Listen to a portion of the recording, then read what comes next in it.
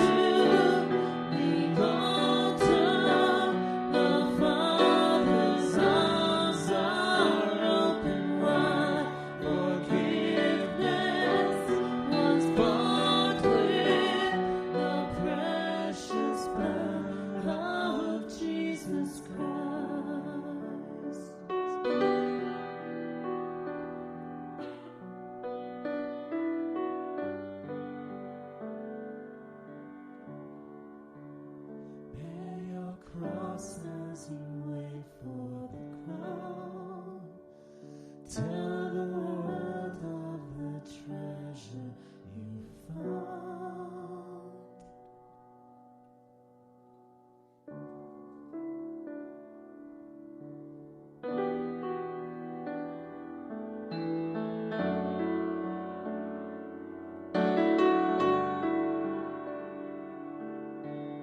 He became sin, who knew no sin, that we might become his righteousness. He humbled himself, carried the cross. Love so amazing,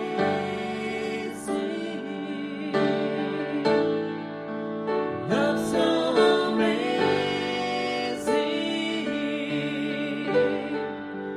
Jesus Messiah,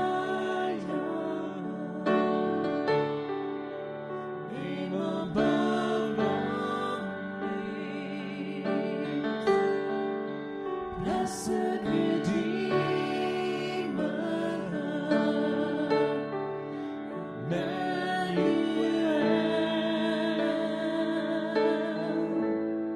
the rescue for sinners, the ransom from heaven. Jesus Messiah, Lord of all. Jesus Messiah,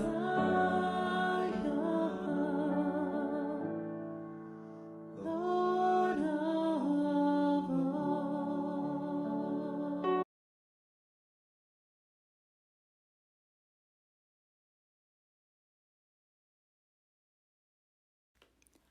Pilate doesn't like it when I dabble in his affairs. "Leave politics to me. You're my wife. Give your orders to the servants in the kitchen." But this time I was compelled to speak out. I had dreams about Jesus, frightening dreams, warning dreams, dreams that seemed to come from the gods. So I sent a servant to Pilate to inform him of my dreams. He scoffed at me, saying I should watch the foods I was eating. Still, I could tell that he had listened. On that fateful day, as I stood by Pilate's side, I saw Jesus there, awaiting my husband's judgment. He stood there with the dignity of a king, despite the cruel crown of thorns. I observed my husband trying to free Jesus, trying to find a way to save him, till he realized that sparing Jesus might mean a revolt by the Jews. One more Jewish complaint to Caesar could have meant my husband's career. I wept quietly as Pilate washed his hands. Somehow I knew that my husband and I would never be the same, that we would be haunted forever by the Nazarene's innocence, his nobility, his gentleness.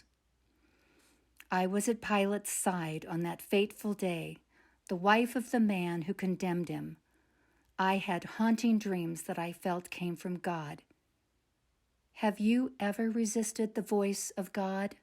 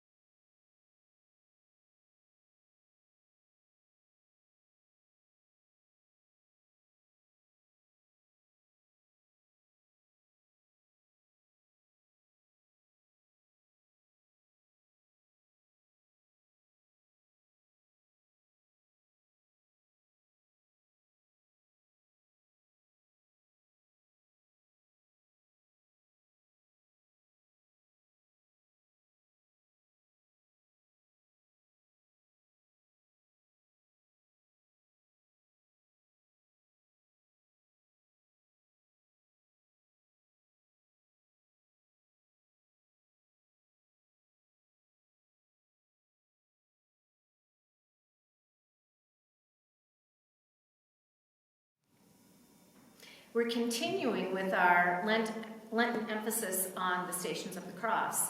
Looking at the fifth station, Jesus is judged by Pilate. And in this story about Pilate confronting Jesus, Pilate himself is confronted by his wife, who comes to him and says, hey, I want you to listen because I have been haunted by dreams about this man Jesus and what is going on. She has to be desperately worried about this because she interrupts Pilate while he is doing his work. This is unheard of.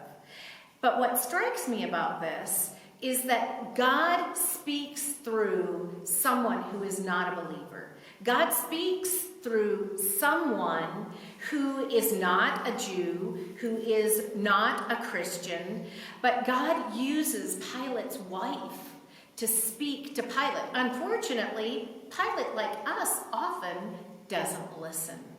And so I'm intrigued by this. God is speaking to us. Are we listening? And I want to tell you a story from my youth. When I was in junior high, that's what they used to call middle school, I walked to school every day with my friend Linda, my best friend. And Linda would often use language like this. God told me this, or God told me that. And one day, after hearing about God told her this, or God told her that, I was so disturbed. I walked home from school, I went to my bedroom, I threw myself on my bed, and I sobbed, God, why do you talk to Linda and you don't talk to me? I was distraught. I was really disturbed. And God came to me in a very special way because there was a moment there where I literally felt God's arms around me. I didn't hear anything. God didn't speak to me. But God assured me, you're not alone. I'm with you. I love you. You are mine. It is a touchstone moment that I go back to over and over and over again. And so my focus is, God is speaking, are we listening? And I want us to think about, how is God speaking to us? I usually focus on prayer, but we are actually having a conversation. And again, we have a unique opportunity during this time to build up that regular discipline of prayer. And as we pray, and as we submit ourselves to the discipline of prayer, we can recognize God's voice. God treats each of us as his own unique child. And God doesn't speak the same way to all of us. There's still a part of me that wants to say, God, why don't you talk to me the way you talk to Linda? And for a long time I thought, oh, she doesn't really hear God. She's just, showing off. Well, I believe she really does hear the voice of God in that way. And that's fantastic. Does that mean that God isn't speaking to us because God doesn't speak to us in the same way that he speaks to this person or that person? Are these the only ways that God speaks to us? The ones that I've lifted up? No. He speaks in so many ways, even through miracles. And we need a miracle right now. We need a miracle in our world. We need a miracle in our country. We need a miracle in our town. Because this pandemic is frightening. This pandemic is real. And this pandemic can be stopped by a miracle of God. What's it going to hurt if we all covenant together to pray for a miracle? And again, what is God saying to us? You are mine. I have chosen you. You are my servant. I will never leave you alone. I am holding you in my righteous and, in some translations, my victorious right hand. Do not be afraid. Amen. Though the cause of death untangle, though the anguish grave may strangle, overcome by sorrow, still I cry.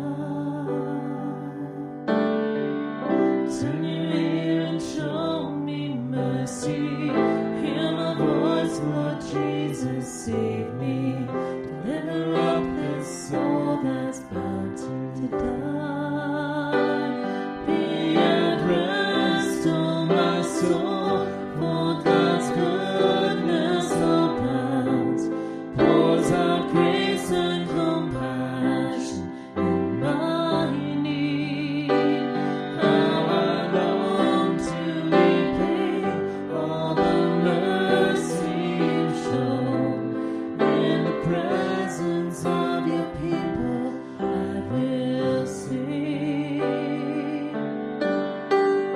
Free my feet from steps that stumble, free my eyes from tears that tumble. Let me walk before you strong and brave.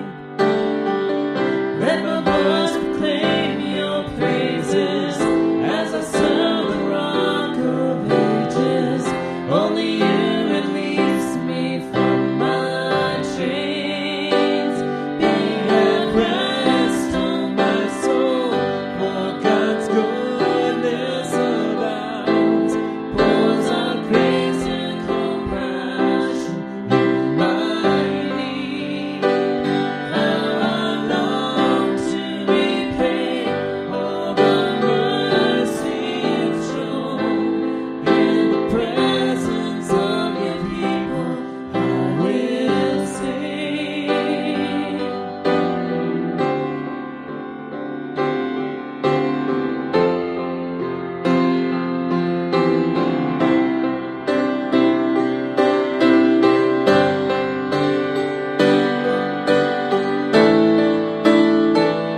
Lord, help us to forget what my voice has proclaimed. Here's my life, Jesus, take it from me. In the courts of your house, sacrifice will I make. Praise the Lord, praise your name.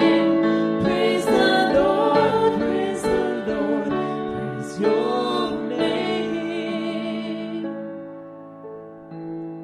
Let my voice proclaim your praises as I serve the rock of ages. Only you release me from my chains. While Peter was below in the courtyard, one of the servant girls of the high priest came by.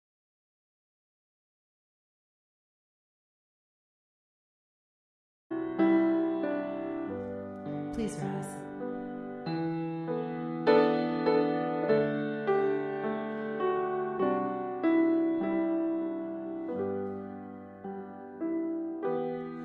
Before I spoke a word, you were singing over me. You've been so good to me. Before I took a breath, you breathed your life in me. You've been so kind to me. Oh, the overwhelming, never-ending, reckless love of God. Oh, it chases me down, fights till I'm found, leaves the 99.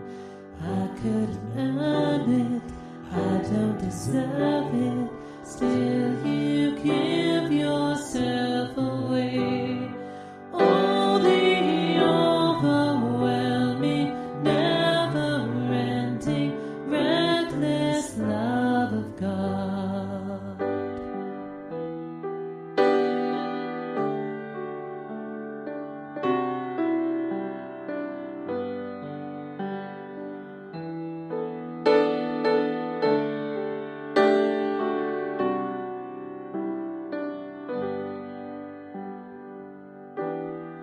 I was your foe, still your love fought for me. You've been so good to me. When I felt no worth, you paid it all for me.